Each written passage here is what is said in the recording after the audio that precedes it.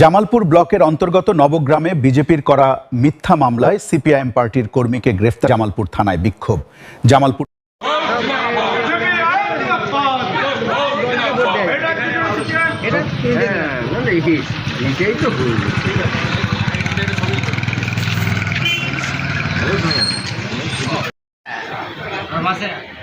তুমি আর তোমরা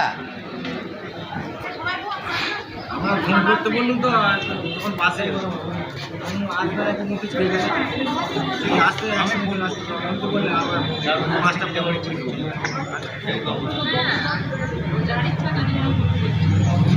এটা প্রতিদিন তো সোমবার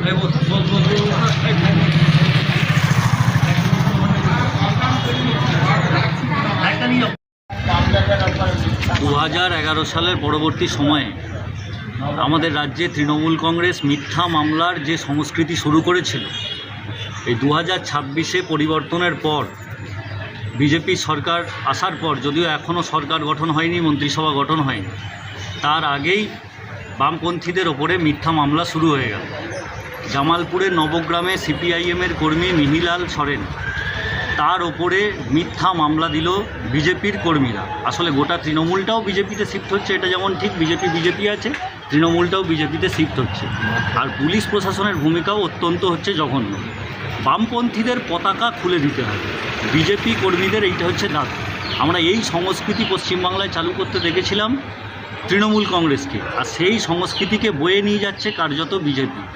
আর তার অভিযোগের ভিত্তিতে মিথ্যা মামলা করে আমাদের পার্টি কর্মী মিহিলাল সরেনকে থানায় তুলে আনা হলো। থানায় তুলে এনে গোটা পরিবারকে আমাদের পার্টি কমরেডদের হেনস্থা করা, এবং মিহিলাল সরেন সহ আরও 6জন কমরেডের নামে, 7জন কমরেডের নামে তারা কেস দিয়েছে। আমরা বলছি, যে সংস্কৃতি পশ্চিমবাংলায় তৃণমূল কংগ্রেস শুরু করেছে, থ্রেট কালচারের সংস্কৃতি, যে সংস্কৃতি তৃণমূল কংগ্রেস পশ্চিমবাংলায় শুরু করেছিল হুমকির সংস্কৃতি, যে সংস্কৃতি তৃণমূল কংগ্রেস শুরু করেছিল মিথ্যা মামলার সংস্কৃতি, সেই একই সংস্কৃতিকে পশ্চিমবাংলায় বয়ে নিয়ে যাচ্ছে কি বিজেপি। আমরা এই প্রাথমিকভাবে, এখনও সরকার গঠন হয়নি, মন্ত্রিসভা গঠন হয়নি, তার আগেই এই ঘটনাগুলো সেই দিকেই ইঙ্গিত করছে যে তৃণমূল যে কালচার শুরু করেছিল বিজেপি সেই কালচারকে এগিয়ে নিয়ে যাচ্ছে। আসলে আরএসএস পরিচালিত তৃণমূল বিজেপি যে একই ধরনের ভূমিকা পালন করবে, সেই রকমই একটা দৃষ্টান্ত শুরু থেকে দেখা যাচ্ছে। আমরা তার বিরুদ্ধে দাঁড়িয়ে আজকে জামালপুর থানায় অবস্থান করছি, বিক্ষোভ করছি, এবং আমাদের এই লড়াই ধারাবাহিকভাবে চলবে। সিপিআইএমই পশ্চিমবাংলার মাটিতে সাধারণ খেটে খাওয়া শ্রমজীবী মানুষের দাবি নিয়ে রাস্তায় আছে, রাস্তায় থাকবে। সিপিআইএম লড়বে ইনকলাব জিন্দাবাদ, সিপিআইএম জিন্দাবাদ।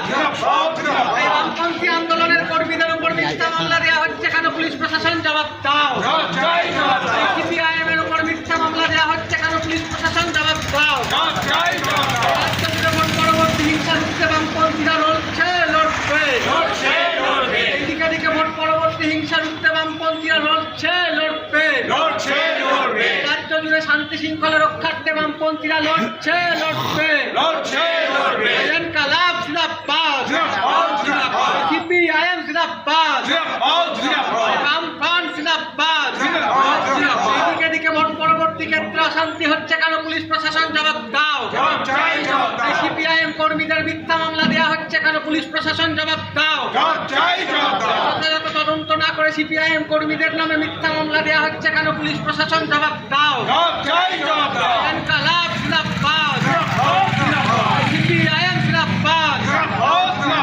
রাজ্য জুড়ে ভোট পরবর্তী শান্তি শৃঙ্খলা রক্ষার্থে বামপন্থীরা লড়বে। এদিকে দিকে ভোট পরবর্তী হিংসা রুখতে বামপন্থীরা লড়বে। ইনকলাব জিন্দাবাদ।